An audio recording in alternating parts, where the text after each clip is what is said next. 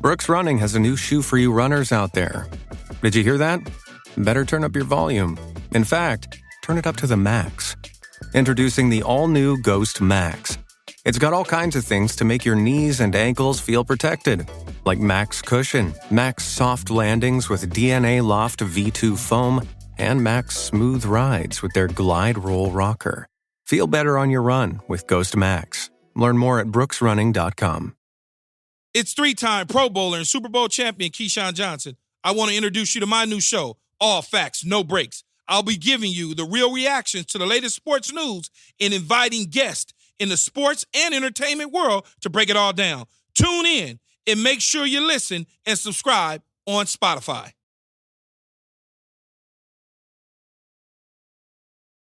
In today's episode, we're going to be talking about why Elon Musk needs to stop wasting time on Twitter. We're going to be talking about the U.S. consumer borrowing indicator rises $27.1 billion in a slight pickup. And then we're also going to be talking about millions of U.S. millennials are moving back in with their parents this year.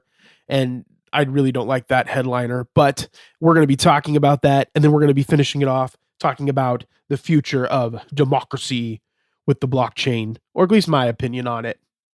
Enjoy.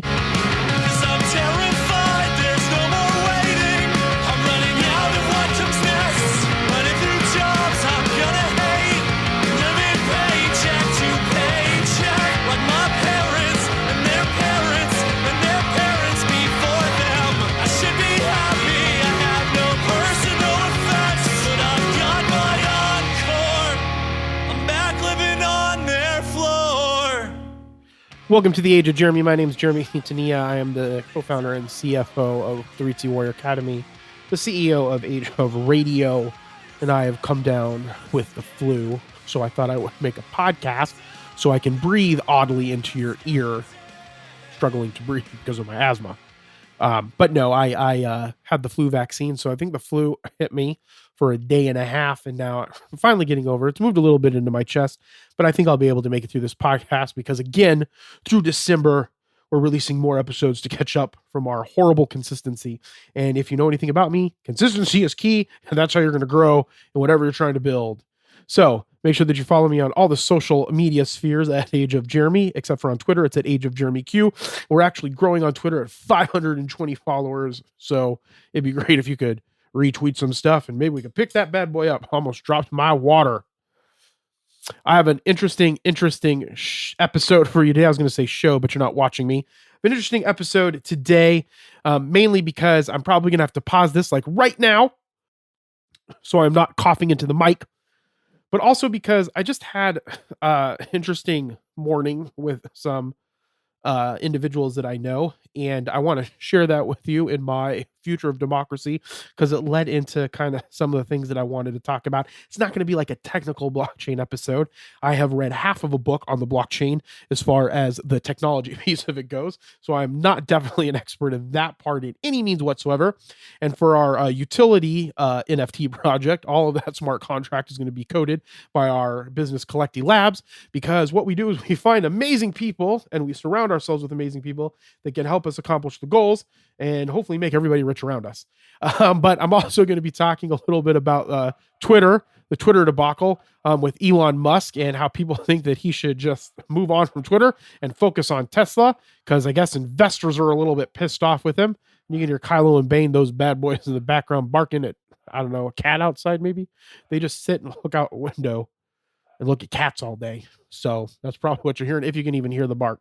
But I wanted to talk about that. And then I like this millions of US millennials moved in with their parents this year article, because yeah, that happened, but it makes it sound like they did it for different reasons and why they did.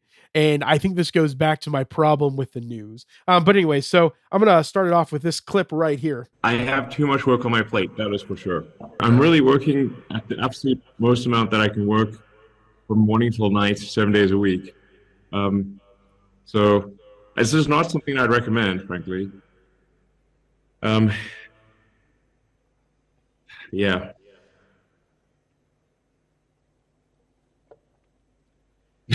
I don't know what else to say, but it is. And I'm just looking at this video and it's so bizarre. Well, you look like you're in a dark place. I'm sitting here in the dark, surrounded by candles. I know. It's so He bizarre. sounds so freaking exhausted and tired because he runs like 30 businesses. And it's okay to have lots of businesses. I don't have anything a problem with that. But like, especially if you have like a public, like you're always going to have responsibilities to your investors and to your shareholders. So when do you take the time to be like, I'm going to focus on this one so these people are taken care of, right? Unless it's just you and like two other people that own the business, then I can definitely see it. But you do have a lot of people that you manage and have to take care of, and essentially your business has to provide for. And there's a big responsibility that goes in that. And I think that he should just focus on one or two things, not tons and tons of things. And I recently got a subscription to Bloomberg. I'm a Bloomberg fan, though everybody's like, oh, Bloomberg, all they do are tell lies. Well, not all of it's going to be lies. Like this article here. Goodwin, 46, started investing in Tesla about 5 years ago, and he and his wife both own vehicles from the company. He once talked up the cars to all his friends. Now he's offloaded most of his shares, keeping only about $500 worth. No offense, Goodwin, but I'm sure Elon Musk doesn't care. However, as an investor, you have a right to voice your opinion to the board because that's what's great about publicly traded companies. That's one of the few things that's good about them. There are a lot of horrible fucking things about publicly traded companies and corporations in general. But Trevor Goodwin recently sold 30,000 of the electric car company stock, again, leaving him with $500 worth. And this is a quote. It's almost like he's abandoned us in favor of his new mission. The business analyst in Kansas City, Missouri said, I guess Trevor's a Kansas City, Missourian business analyst. When he announced he was going to purchase Twitter, I was totally against it because it's a distraction from Tesla and everything he's trying to accomplish there. And my personal opinion, as much as I like freedom of speech, we offer, the only thing I don't provide is hate speech.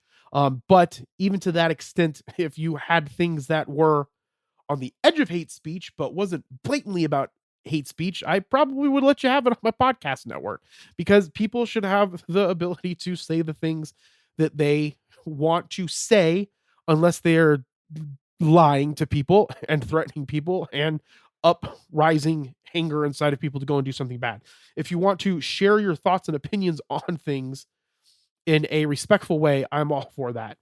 So that being said, I think that Twitter is the people that get super fucking excited and they're like, oh, Elon Musk is going to be free speech back. Who gives a fuck? He should go and make goddamn fucking trucks, semi-trucks be self-drivable. He has been promising people self-driving cars for goddamn years. He should fucking do it because that's going to improve the world a lot more than the free speech on fucking Twitter. I don't really personally care what people say on Twitter. Most of the things that I follow have to do with pigs for some reason. That's all my Instagram. My Instagram is full of cute little pigs. In fact, there is this one pig I saw on Instagram that watches television. That's the cutest thing ever. And we eat these poor things. Point being is that people don't realize that like units of containers of goods don't fly across the air, right? They use fucking trains, right? I know that Trump was all about bringing coal back. We can make electrical trains, probably would be better, on trains, and then also on trucks. And people, right, have to sleep, they have to eat, they have to fart, they have to fuck, they have to do all kinds of shit, right?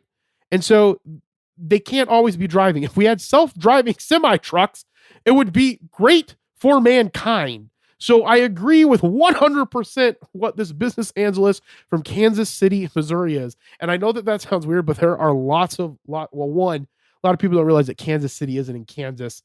So maybe there's I think it's like Kansas City is like broken between Missouri and Kansas. So maybe there is a Kansas City. So I don't know. Myself. But anyways, point of the story is that Kansas City, Missouri is like a hub for investment activity. So good for, what's his name? Trevor. His name is Trevor. So Musk recently completed his $44 billion acquisition of Twitter after a tumultuous year filled with lawsuits, public fights, and squabbling about spam bots. The CEO sold at least $36 billion of his own Tesla shares to fund the buyout and broader concerns about how he's dividing his time between his many, many companies. Or the other thing that you should be focusing on, fucking Neuralink. Like, Neuralink, even though people think it's crazy and people are, we're going to put a chip in our brains and all this stupid shit, it allows paraplegics to communicate better with people and can give them a better life, a better, more fulfilled life than the life that they're going to have, or people that are going deaf. Neuralink solves an actual real problem apart from all of the weird conspiracies that people think are behind it, right? And so Twitter does not do any of that for the world. If Twitter disappeared, another Twitter would show up. Twitter does not mean anything in the scheme of the world. In fact, if Jack Dorsey is lying on his deathbed, I would be willing to think and hope that he thinks that Block or Square was a better business idea and a better legacy to leave behind than fucking Twitter.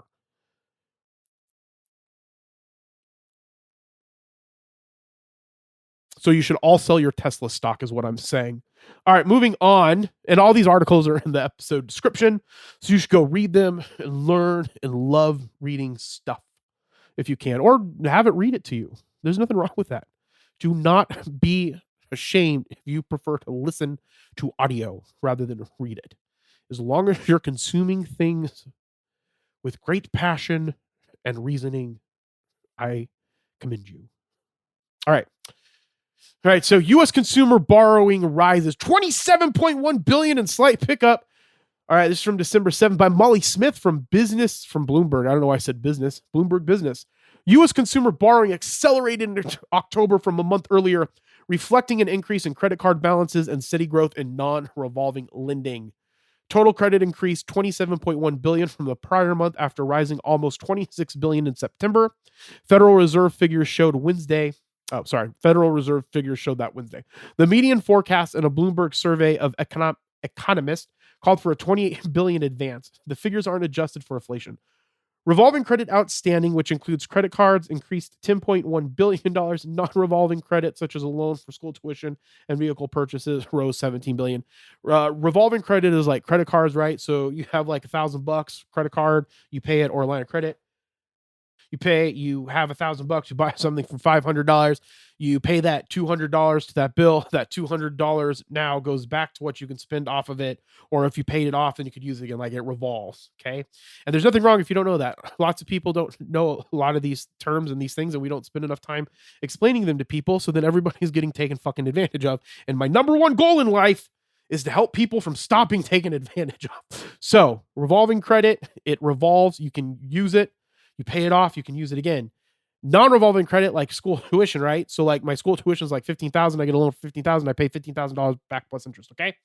So what's happening is that these types of things are getting higher because of inflation, right? So we're at a 40-year high of our inflation running near a 40-year high has exceeded wage growth, prompting many Americans to turn to credit for purchases. And that's the problem, is that we live in we live in a weird society in the thing that we're very consumer oriented, right? Consumerism is a fascinating and fun and horrible fucking thing. Like, I'm not going to lie. Maybe I don't like Balenciaga anymore with their stupid fucking ad campaign, but I like Balenciaga. I like Gucci stuff. I like Louis Vuitton stuff. I have a weird thing for bags. I like buying, shoes because they feel good. Like, I like nice stuff, not like exorbitant stuff. Like you've heard me in the past, my house, like I would rather have a good house that I never have to worry about living somewhere else and then buying cool shit to have fun with, right? And putting money aside. So we live in that world, right?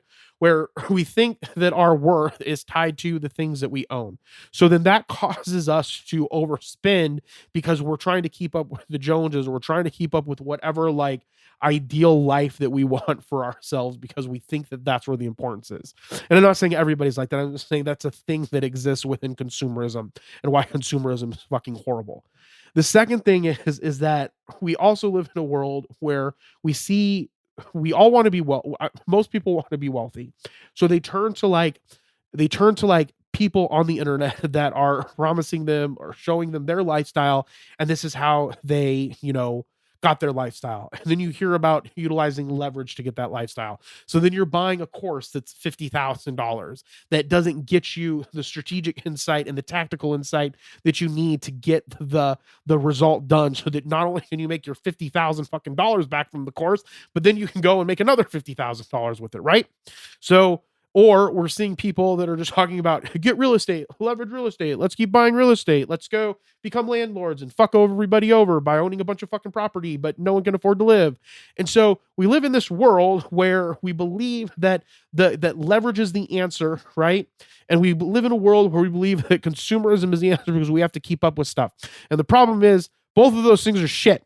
So you should have something saved up so that when you get in times where you need to use fucking money, you don't have to use debit cards. And I'm just as guilty of this as anybody else, right? But that's the thing that we need to change inside of this world that we are living in, so that we do not keep going into debt.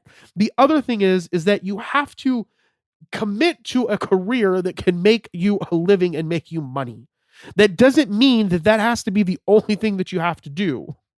But it does mean that you should get something where you can make a life and you can have knowledge that creates money to make a life. And then you can do the fun stuff, right? You can do the grinding stuff on the side if that's that important to you. You can find a way to make money doing the thing that you love. Some people it's going to take a lot longer. Some people it's going to take a lot shorter. Do not shy away from that. That's not what I'm saying. But what I am saying is be responsible with the education that you're getting so that you can make a living while you're trying to pursue your passions, is what I'm saying. Right. And that took me a long time to realize a lot of the stuff that I have been saying and not realizing that I would not be able to pursue the passions that I have right now. Yes, it probably would have been cooler and doper if back then, in my 20s and in my early 30s, that I just grinded it out and spent 25 years and then became like some famous Uber, like fucking stoic fucking film playwright douchebag, right? That'd been cool. But what I'm saying is that didn't happen, and I made a living, and now I can pursue my passions because I have the money to be able to do that, and I have the money to be able to live, and I don't make ridiculous fucking purchases. Okay? So, yes, revolving credit's going to go up because America doesn't know how to manage money, and America's being fed a bunch of fucking lies by people on the internet. And of some of those people that are being fed those lies are millennials. And millennials, which are me's, right? I'm an older millennial. I think millennials this year will be 40 or 41. I'm 39. I'll be 40 next year, right? So I'm a millennial. I'm not proud of it, and I'm not proud of it. It's not an achievement. It was just when I was born, when my sperm as a little baby Jeremy wiggled into an egg and became asthmatic Jeremy struggling to breathe when he came out of his mama. It's all fucking luck and accident. And so there's nothing to be proud of by when you were born. It's just when you were born. So people need to change that, I feel. And so the other thing is, so millennials are moving back in with their parents. Now, first off, I would love to move back in with my parents. My mom annoys me a lot, but I love her dearly, and she's super fun to do cool shit with, because for the most part, she will do mostly anything unless it's like super high up in the air. And even now that we got her to fly, she's like, let's go here and let's go there. And I'm like, fuck yeah, this is awesome. So me and my mother continue to work on a relationship and be dope together. But being a millennial, luckily that I have a house I bought at the right time. That's because of my education, how I know that cyclical swings work, and, good at like grinding shit out and saving money and, moving money around and, I don't know, finance. And so soaring rent forced millions of young Americans to move back in with their parents this year, according to a new survey. Now, I hate this freaking article because when I read this article, millions of US millennials moved in with their parents this year. And it makes it sound like these millennials are fucking lazy, can't get jobs, can't buy houses. Well, that partly may be true. Who knows? All I know is that I am not a lazy millennial. But when you read this article, which is why I encourage people to read goddamn articles, is that moving home, financial hardships force millions of young adults moving with their parents. 50.9% move back in to save money. That's smart. Okay. Moving back in with your parents to save money so that you can afford the down payment on a house and buy one of these goddamn ridiculous fucking priced houses that are out there. God, fuck Jesus. Right? So to save money, 50.9% moved back in to save money. 39.3% couldn't afford rent, which that's because landlords are fucking dicks. And I'm not saying that we can't have landlords, right? Like in a perfect world, we wouldn't have to have landlords. Okay. There's nothing wrong in the essence of being a landlord because some people will want to buy homes or have everyone will need a place to live, not the government. Either we need to get into a place where all housing is government, which based off of the current American climate, I doubt that that's going to happen in the foreseeable future. Right. Or right? Some people don't want to buy a house. They just need a place to live. Some people will be living in between houses. Some people will be living trying to save money for a house. There's all kinds of reasons why you would need to rent houses. The problem that I get frustrated with is that landlords are always trying to get the max amount of profit with the least amount of work. And so like when we have our homes and we rent them out, it's either going to be to family members at a reasonable price or it's going to be to my community for a reasonable price. Like my house here, my 1,700 square foot house, right? I pay $1,000 a month for mortgage, right? And so these fucking apartments that are going up over here, 3-bedroom apartments are like $2,100 to $4,000. It's outrageous. And so like if someone needed a place to live, my rent's only $1,000. I don't know, pay me $1,100, you're good. Right? Take $1,000. They're paying off my house. Have $200. I'll set that aside for emergencies for the house. I don't need to live off of it. It's fucking crazy. Go and work and create and do cool shit. That's my problem with real estate. It's real estate. And I'm talking about development real estate. Development real estate is cool as shit. Regular buying homes and renting them out and making a living off of it is some lazy ass shit. It is super fucking lazy to want to be able to live your life that way. And I would hope that you would want to achieve more in your life than buying a home, renting it for a ridiculous amount of profit, and you just live off of that. Like, you should be ashamed of yourself if that's how you want to live your life. So I guess when I say that I don't judge people, I do judge landlords and capitalists. If they ask me for help, I would 100% help them, and I love everybody. But that's just the way that I think about it. Like, I feel like that, if you told me that you were going to die poor trying to build solar, I would give you everything in my house to help you achieve your dream. Right? I would give you money. I would help you out. I would invest as much as I could that made it possible without, us, not being able to eat. But if you came to me and you said, man, I want to buy like 4 regular family house homes down the street and I want to charge them 200%, right? Or at the market value. At the market value, it's ridiculous, right? Market value for my house right now, I could charge probably $2,500. I would never do that. Would never do that. That is a horrible, horrible thing, in my opinion, as a human being to do something like that. Just my opinion, right? And you're the one that has to live with that. Like, I'm not going to not help you and be a dick to you, but you're the one that's going to have to live with that on your conscience when you die, and God or whatever you believe in is like, why did you charge an exorbitant amount of rent for this place that you have? I don't know. That's my opinion. You can hate me if you want. I don't give a fuck. And so anyway, not a big fan of landlords. Will I rent? Of course. Do I think that it's great to have real estate in your investment portfolio? Absolutely.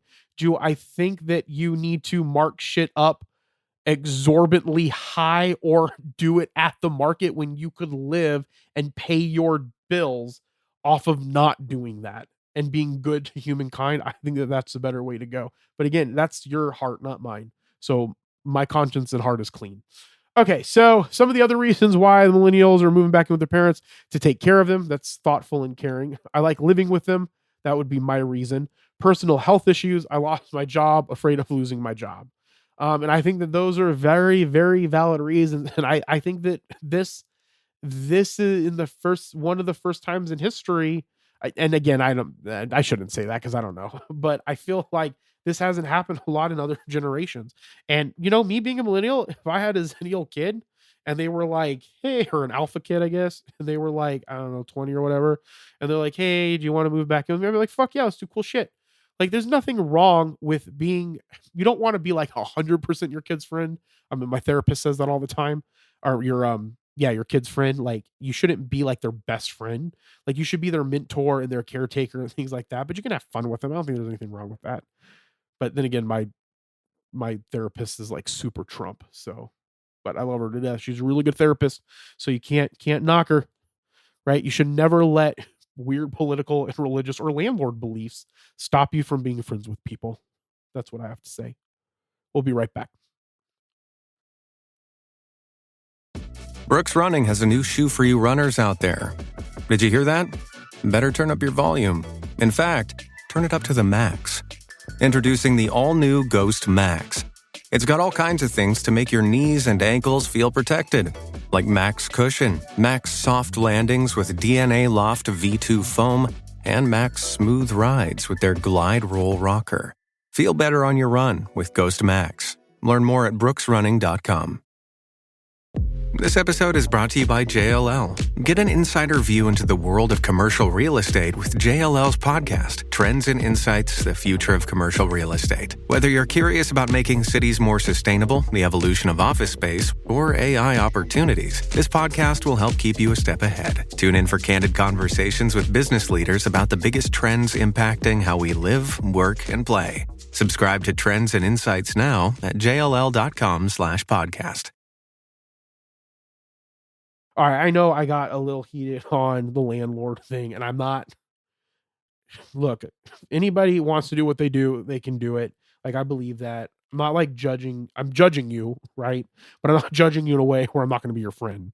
Like, I'm just not. It's not my thing. I want my legacy, and again, this is me, right? You could think I'm stupid. I want my legacy to be something greater than living off of people barely being able to live in their house. So, but anyways, that's me. All right. So this is what happened today. So I, as you know, am I think it's weird to say this pro-vaccine. I think that's a stupid word. I get vaccines because science. And and I'm like science. Do I think if the military was rolling around, the government was like handing out like needles and being like, you need to take this, the government can go fuck itself. That's my answer. And if a corporation came around and said, you need to take this, I'm going to say you can go fuck yourself. But if like they go through the scholarly process, percentages of the vaccines were made in universities. I am a very big advocate of our scholar process and our research process in the United States. That's why people from all over the country come to our universities to teach. We have some of the best universities in the entire world. We have some of the worst education up to that in the entire world, but we have some really good universities. And that's because they get the funding and the money that they deserve, unlike some of our other institutions like the public fucking school system up until public universities. Anyways, and so research goes into what's happening. Stuff is put in the peer-reviewed process. Stuff goes through it. You can read about it. I'm a big fan of mRNA. I'm a really big fan of Google Scholar. I'm a really big fan of, journals and things like that. If you did not get the vaccine, it does not bother me one bit. I do not care because I have a vaccine. Lots of other people that have vaccines that can help build a barrier, and you're only hurting yourself. And unfortunately, you may be hurting people that are next to you. And again, back to my thing about the landlords, that's on your heart. I don't give a fuck. If you got your COVID, like for instance, my grandma, and this is what pissed me off. So someone that I knew posted a thing about that, how unvaccinated should get an award for not believing in the fear and the lies. And the reason why that frustrated me so much is for a couple of reasons. The first reason is because some of my friends, they're two different friends, they each had a parent pass away from COVID because they were not vaccinated. Okay. And so there's that, which was frustrating. Secondly, my grandmother, who doesn't have a lot of friends or relatives that are in Arizona, started befriending one of her cousins again, and they're older, so I know that had a part to do with it as well. If maybe they were younger, he wouldn't have passed away from COVID. But he was very big Trump supporter. He was very anti-vaccine. He ended up getting COVID and dying a few days after he got COVID. Okay. And so broke my grandmother's heart. She's had loss in her life. Her brothers had passed away this year, not from COVID. Her sister passed away this year, not from COVID. And so I think that that kind of struck me, because the thing is that I am with a lot of people that are what we would say anti-vaxxers, which is a stupid word. They're just people that aren't vaccinated, right? I think that I just don't think vaccines is something that you should be anti or pro.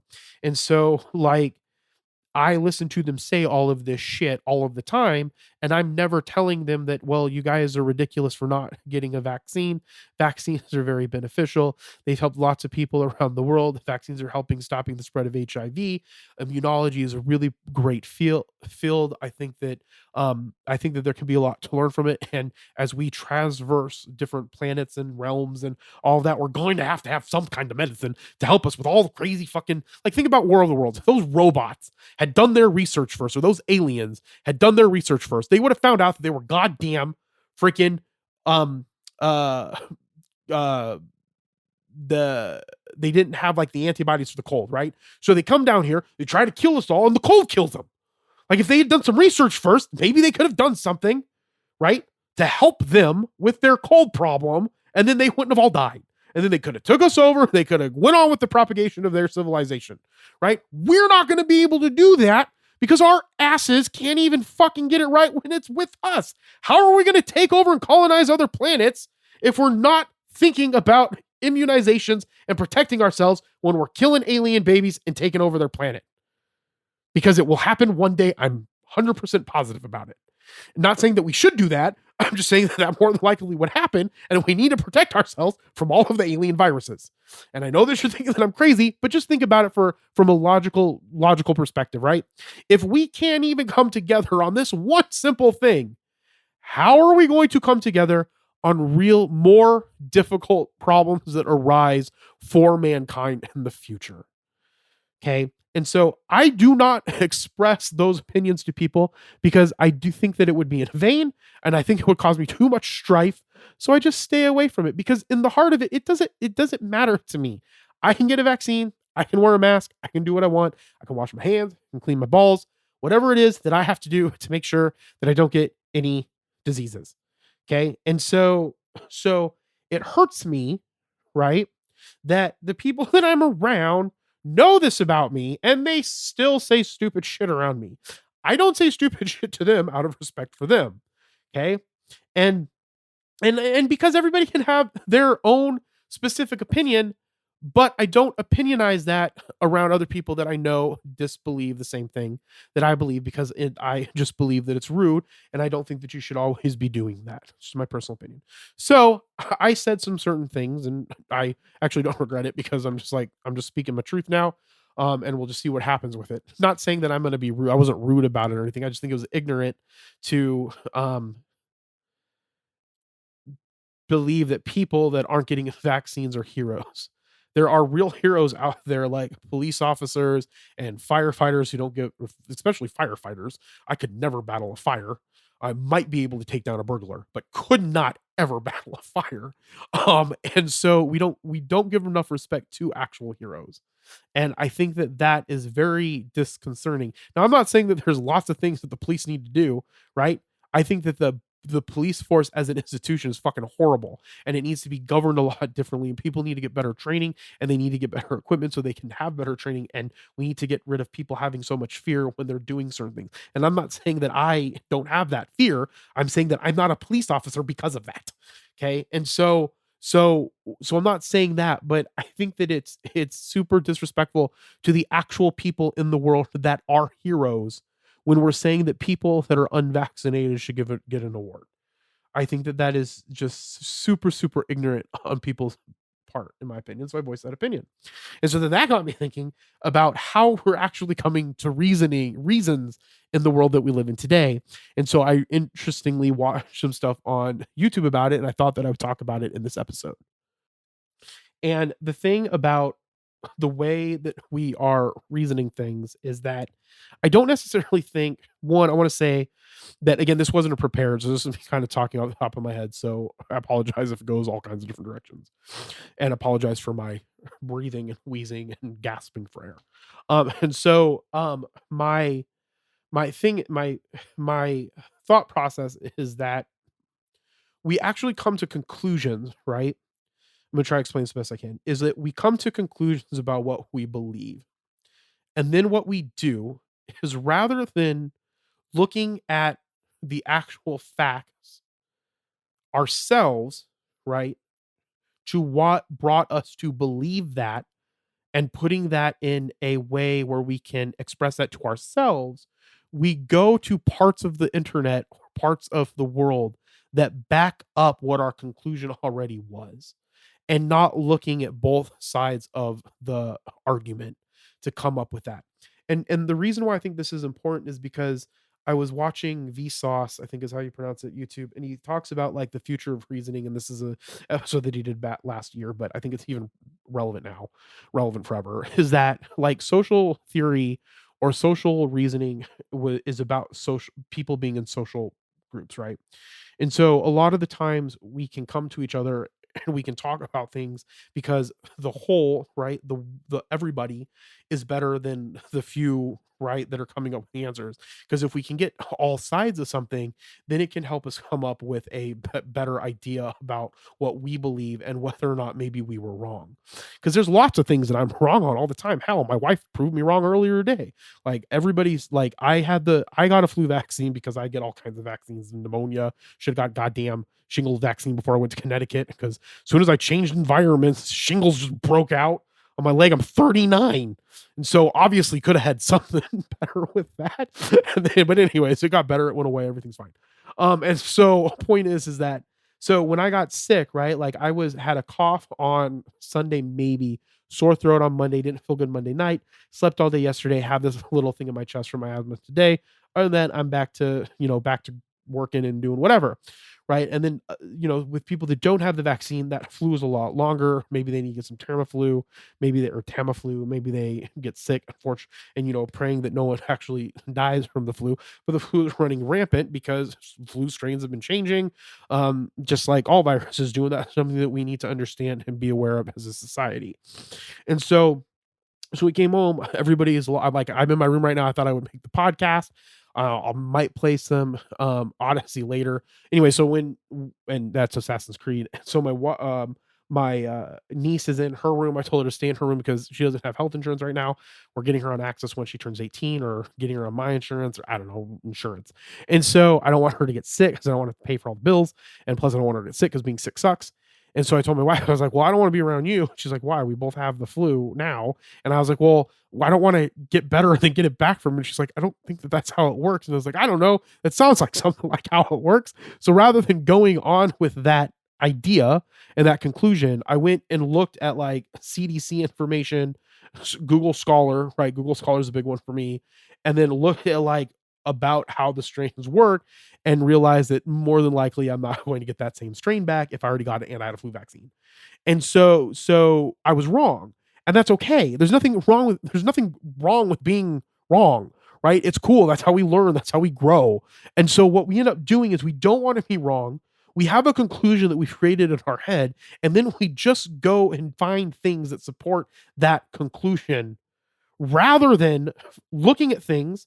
And some of that stuff is going to support that conclusion, but then going and finding the opposite of that, of what the other side of that story is, and taking all of those arguments, bringing them together, and then moving forward.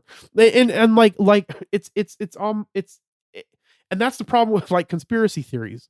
And one of the things that I have a problem with conspiracy. Now, if you want to talk to me about aliens and Bigfoot and ice monsters and maybe even reptile people, I'm cool with that. But like we're talking about like Democrats eating babies for blood, which again, I mean, if they're like aborted babies, is it really that bad? And then I'm just joking. And then secondly is like we take these things and then we find things that support our conclusion, and that's not how it should work, right? And it's easier now to do that because of like 8chan and because of Twitter and because of Discord and because tribes are so important, right? Tribes are a beautiful, beautiful thing. Now it's funny, I like to call them clans because that's what the Japanese called that concept of tribe as a clan. But I think that it would be bad if I called them clans just based off of precedence with the word clan. But like, so I call them tribes and I talk a lot about them. In fact, my last episode was about tribes on Twitter Spaces. Tribes are amazing. That's the reason why I'm actually love being on the social media now. I work a lot. I don't have a lot of friends in Arizona. I can converse and talk and share things with my friends that are in Connecticut, like the Note Defender and like CJV and like Johnny Crypto. And there's some other bigger names that I've been getting to know that I share stuff with, but I'm not gonna say who they are. And so like I just that's cool to me. I love that. That's phenomenal. I could go to Instagram. Like I'm on Instagram right now. Let's go like, ooh, pigs. So again, lots of pigs and red pandas on my Instagram. It's just literally pigs, red pandas, and otters. So like I completely changed my entire algorithm. So like this red panda here, he's so cute. He's trying to grab a wand or something. Anyway, so I can go to Red Panda Life and I can talk to other people that love red pandas as cool as me. That is an amazing time in human history. It's a phenomenal time in human history if we use these things for like engaging and building communities. Amazing, beautiful, and we should do that. The problem is that when we go into these communities, a lot of the people all have the same ideas, beliefs, and things, and so we're never doing anything that challenges that, and we're not taking the time ourselves to challenge why we believe it, right? A lot of the times, like I ask myself, like I don't believe in God. I think that the concept of God, especially in the way that it's presented, the Bible is ridiculous, right? And I go and what's his name? There's a famous scientist. I love him. I forgot it. Neil deGrasse Tyson, right? And he says it just exactly how I've said it. I was like, man, I'm super smart. And again, this is something that verifies my belief system, right? So easy to find, right? So I found Neil deGrasse Tyson. He said the same thing that I said, right? I always say that I don't believe that there's God. And if there is a God, he cannot be the God that's described in the Bible, because it describes God in the Bible as being all good and all powerful. He can't be those things at the same time, because God has done so many things that are horrible, right? So if he's all loving, he couldn't have done those powerful, horrible things. But if he is all powerful, then he did do those horrible things, but he can't be all loving. And just logically thinking about that God cannot exist. Now, that does not mean another God exists. And that doesn't mean that people shouldn't believe in Christianity and there are not other things that are good from it that can come from it, like helping people, the kindness, the compassion, following the life of Christ, utilizing the things that Jesus taught, utilizing those things and raising your consciousness and your vibration and your alignment, right? There's nothing wrong with that. That's not what I'm saying, right? But what I'm saying is that I don't believe those specific things, right? And I can go into the world and find things that support that, and I can go in the world and find things that go against that. And the thing that I should be doing is just all of us is looking at both of those things, talking about it, or sharing my thoughts with the people that are around me so that they can tell me their thoughts, so that then we can change our minds, right? I was hardcore capitalist for a very long time until I started making money and I looked at how horrible it made people, right? And not even how horrible it made me, just looking around the people that made the same amount of money with me and looking at all the stupid fucking shit that they did and wasted their time on, and how I'm not interested in that stuff. I'm interested in helping people. I want money so I can build better libraries or get better books for the library or give to philanthropies or help my nieces and nephews. That's why I want money. I don't want money to have a Rolls Royce. If I get a Rolls Royce, cool. I will have a plane though. Plane's a different story. We're not going to get into that right now. But like, I'm not interested in those things. I'm not interested in that lifestyle. I was a drunk, promiscuous person for many, many years, and it just not interested in it anymore, right? And it's not where my soul can be, my salvation is. And so when I looked at the things that led me to that place and what I believed, and then I led to Buddhism, right? Then, that's how I came to being a Buddhist. And one of the things that when I was talking about the God thing, like I don't believe in that. But then why do I believe in Buddhism? Why can't that have the same problem with it? So why am I not looking that, right? And just as why I'm saying I'm just as guilty as everybody else, is why am I not looking at that and say, okay, what's the reasoning why I believe in this? I believe that enlightenment is real, but why? What's the other side of that? and how can I make the best decision possible moving forward for my life? And when I said that we were going to talk about democracy, this leads me into the democracy thing.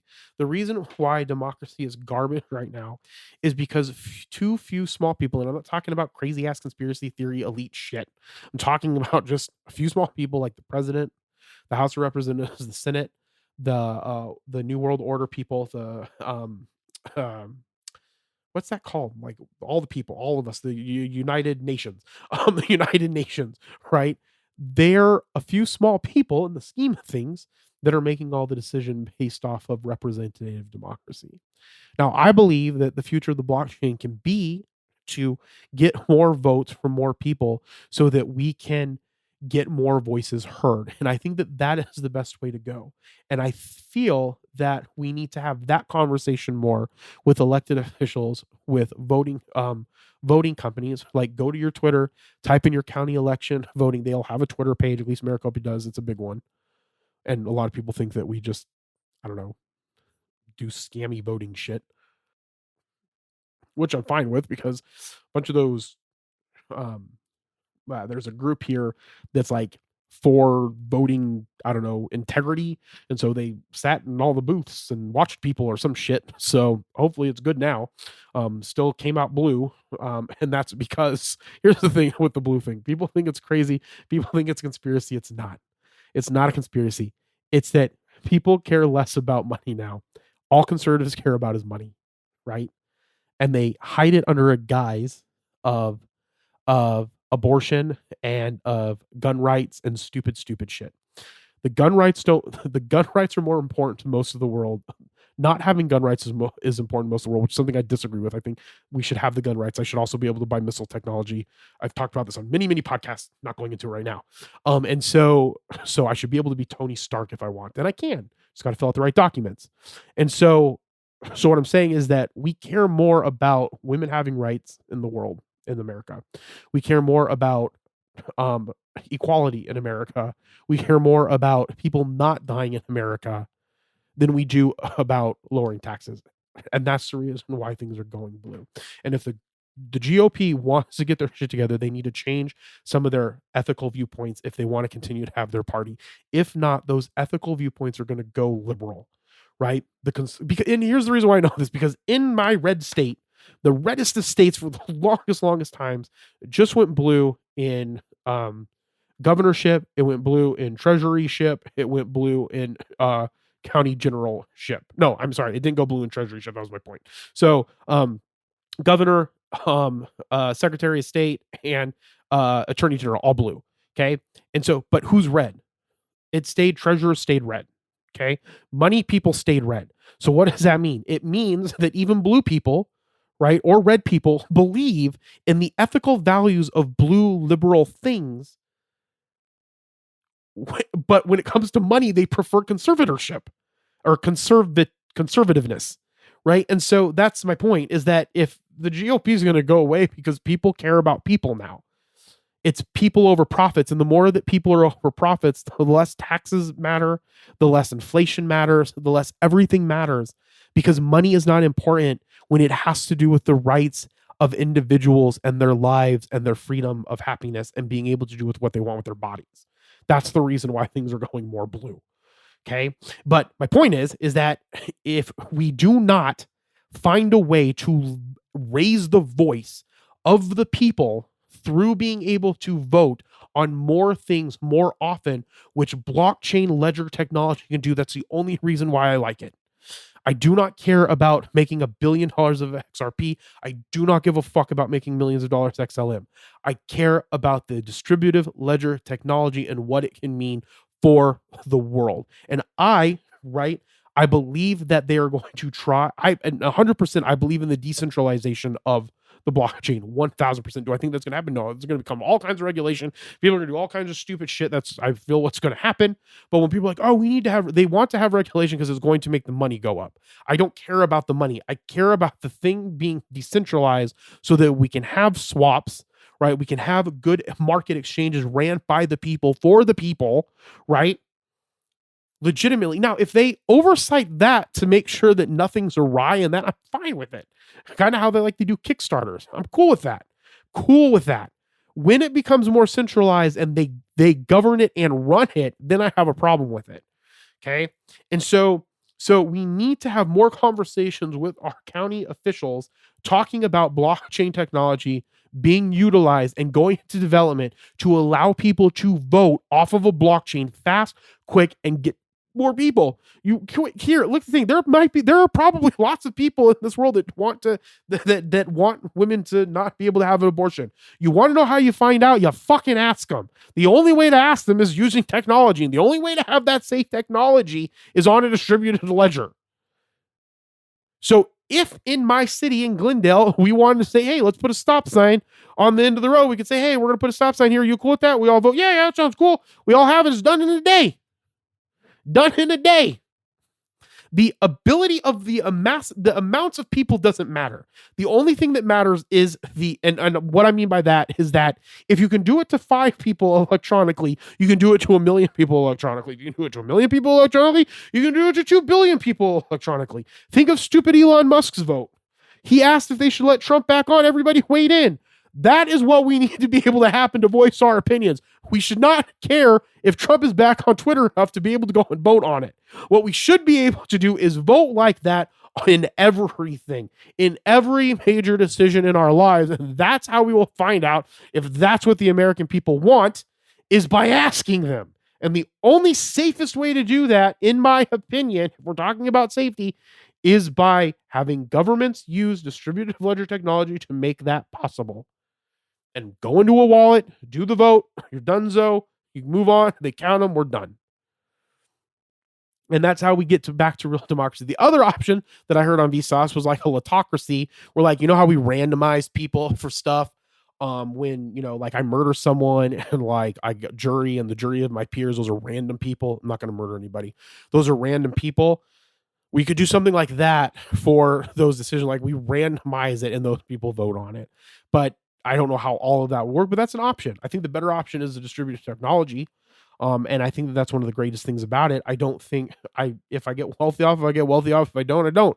What I want is real democracy. And I think that we can do that with distributed technology. So I encourage you to research about the blockchain more, research distributed ledger technology, find out how it can go into helping making the people's voices heard through voting on a blockchain. Remember, be thankful, grateful, and kind. We'll talk with you next time. Bye.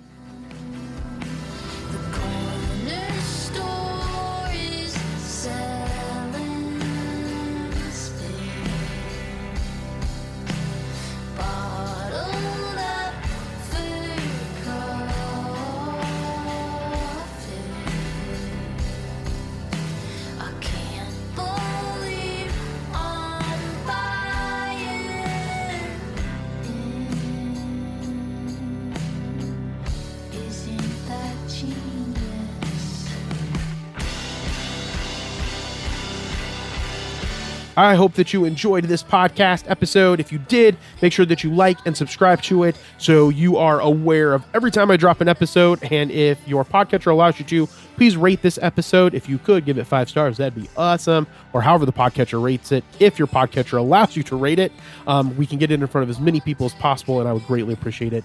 Make sure that you follow me on all the socials at Age of Jeremy, except for on Twitter at Age of Jeremy Q. The opening song was Brave Faces Everyone by Spanish Love Songs. The closing song was Illuminati Hotties Threatening Each Other Re Capitalism. So if you enjoyed those, make sure that you check out those bands.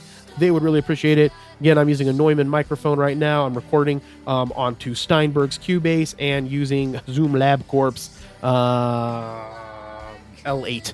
L8 it is. So remember, be thankful, grateful, and kind. We'll talk with you next time. Bye.